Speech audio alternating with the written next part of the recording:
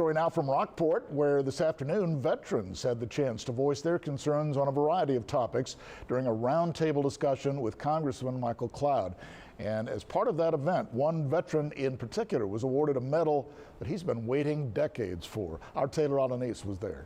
There's no doubt that our nation could have and should have done better, especially after Vietnam. On Wednesday, Congressman Michael Cloud apologized to veterans at the Rockport Warriors Retreat Center, hearing the stories and pleas for help from the men and women who served in the armed forces. Veterans like retired sailor George Heeman. Another day in history, that's all. In 1964, fresh out of high school, Heeman joined the U.S. Navy at age 17. As it was a minority enlistment.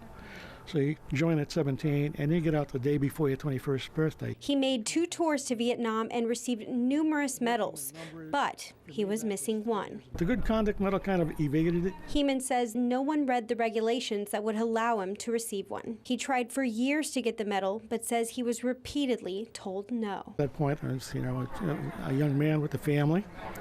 I've got better things to do in my life than chase this thing. But when he reached retirement, he figured he would try again. So he called Congressman Michael Cloud. But they sent a copy of the regulations.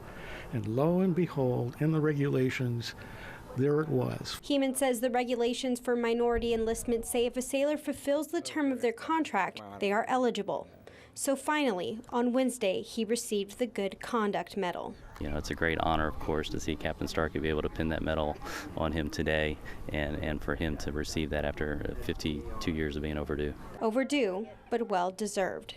The Navy at that point said, "Oh, sorry." I bet. So here it is, 52 years later, we've got it, and it's okay. One thing off the bucket list. Taylor Alanis, 3 News.